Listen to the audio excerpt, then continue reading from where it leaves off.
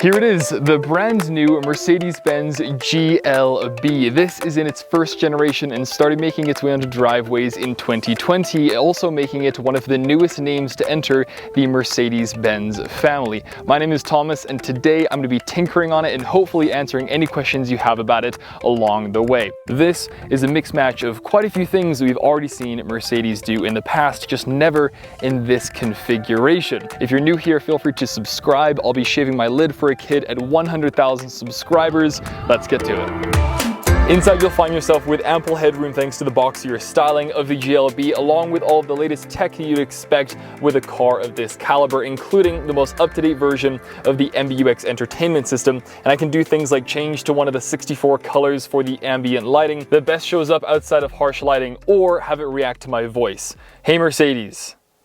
How can I help? I'm cold.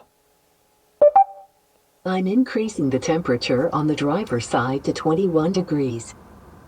Since the GLB was designed for maximum functionality, it not only has almost 1,800 liters of cargo capacity, but can also be configured as a 5-seater or a 7-seater.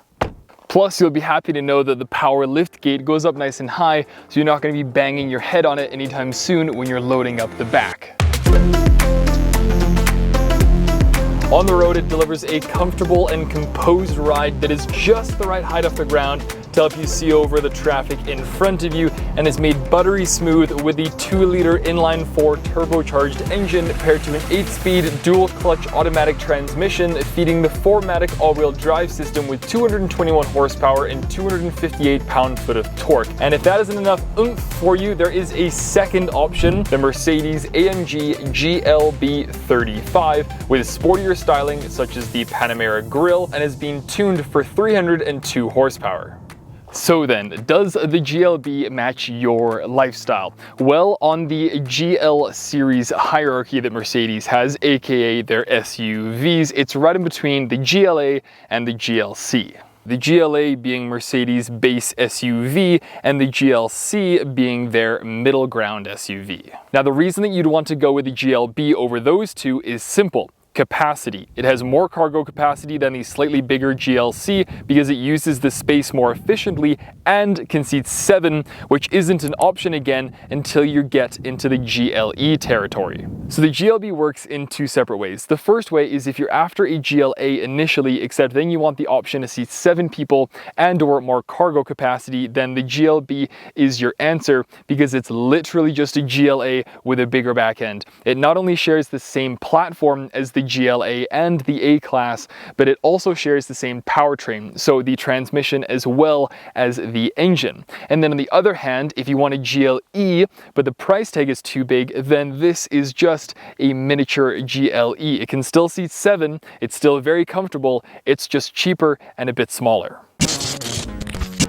GLB, does it mean anything? No, not really. In Mercedes lingo, GL does represent their SUV lineup, and then B would be the B-Class. So GLB, if you're keeping up so far, is the B-Class SUV that Mercedes offers. But I wanted it to actually translate into something, just like I did with the GLC. And with that, I said that it was the good-looking car, because it is, especially the AMG 63 version. With the GLA, I didn't do that because I'm not a massive fan of the redesign, so I just say that it is a GLA. It's just GLA. It's just GLA, because that's what it is. However, for the GLB, I did do something. It is German, it's luxurious, and also, I hate to say it, boring. Maybe basic is a better word. I don't want it to come across negative, but it is. And there's two reasons I say that. And the first reason is because this is the heaviest vehicle that is attached to the 2-liter inline-4 turbo engine and this 8-speed transmission. So the heaviest vehicle on this powertrain that, as I already mentioned, is shared with the GLA as well as the standard A-Class. So that means this thing isn't very quick. It's not exciting. and it has the second slowest 0 to 60 time of any new Mercedes that's currently offered, second only to the base GLE, because the power to weight ratio of that is just slightly worse. And the second reason is just like how the GLA is to the A series, it's just the SUV version. This has a cousin as well, and that is the regular B series, which was just discontinued here in the Americas. It is still available in places like England, but I'm so happy they discontinued it here because it is the saddest excuse for wearing the three-pointed star emblem that I have ever seen in my entire life, and I'm very happy that Mercedes decided to put it down, and this will forever be tied to that. Now, as I've already explained, I do think the GLB has a place on the lineup of SUVs that Mercedes currently offers. However, I just have this unnerving feeling that it's going to meet the same fate. And that is because it only has the one engine option. And there is that AMG 35 version that I mentioned, but it's just a retuned version. The GLB, though, does own up to what it is, an SUV with a 2-liter engine. It knows that it isn't supposed to be incredibly sporty, and that's a good thing. It's completely aware that it's supposed to be an easygoing SUV designed to get the entire soccer team to practice and save the bees while it's at it with its amazing fuel economy. But with only one engine option and a mildly tuned AMG version, I am interested to see if it'll last long enough for a fully fledged AMG 45 version to come out, because that would be exciting. For now though, if you are after something in the same range that's going to be slightly faster and a bit sportier, then the BMW X1 is going to be a better option,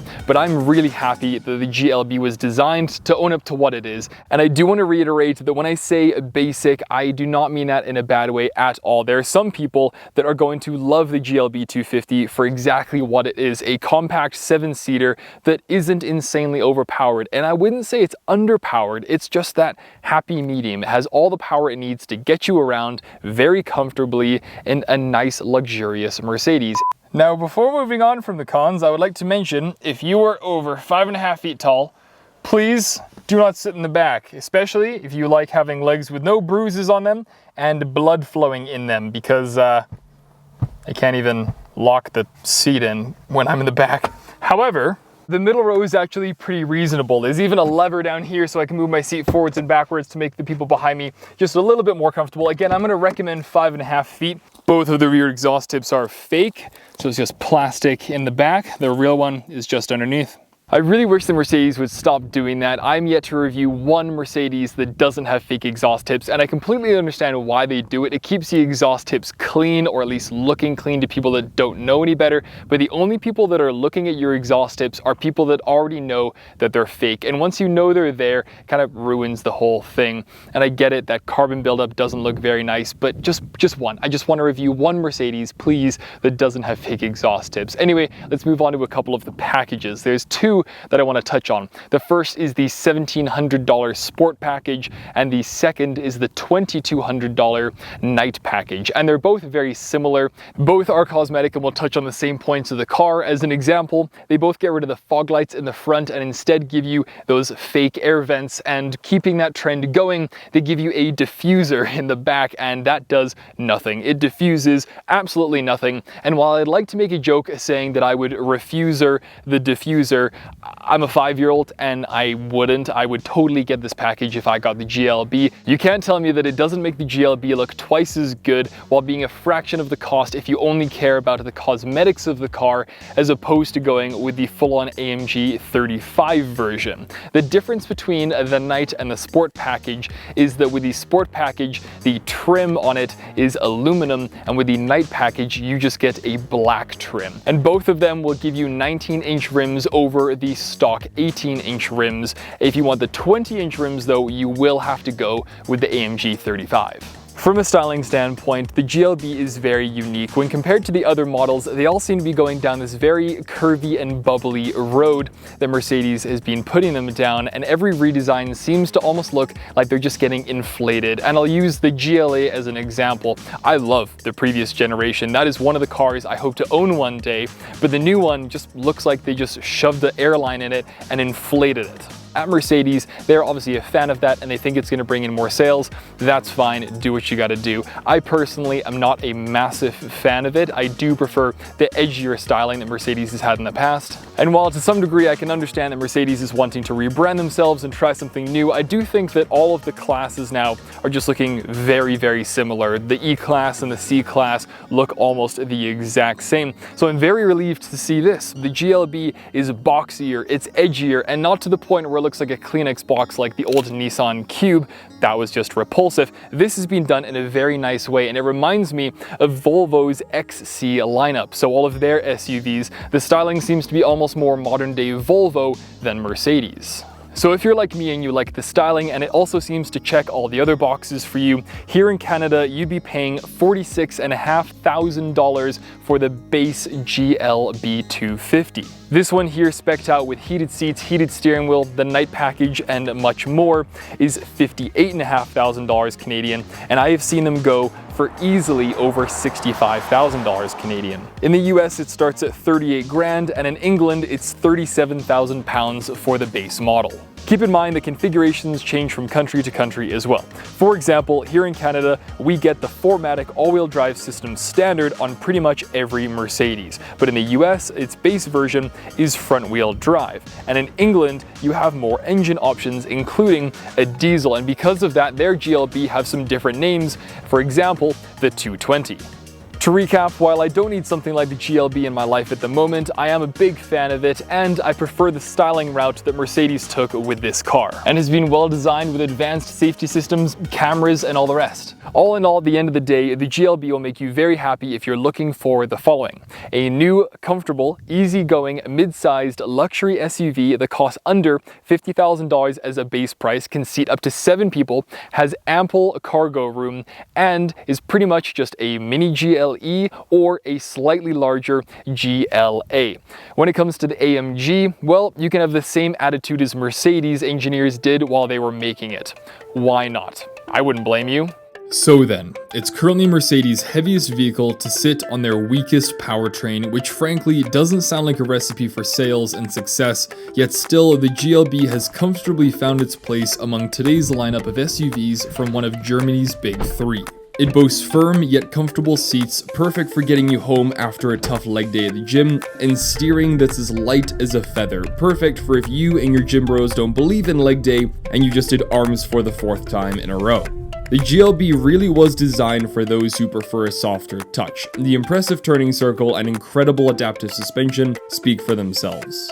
For a 7-seater family SUV, it's surprisingly nimble, and I'm happy to see Mercedes filling in the gap between their A and C class SUVs with another well-thought-out daily driver that, in my books, is more than deserving to show off the 3-pointed star.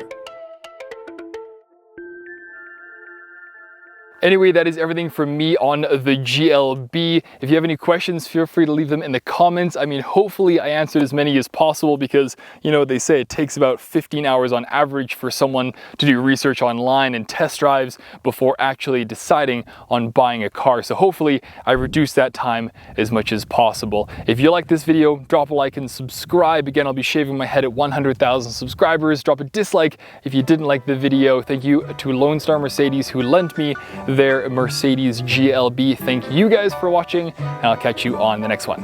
Peace.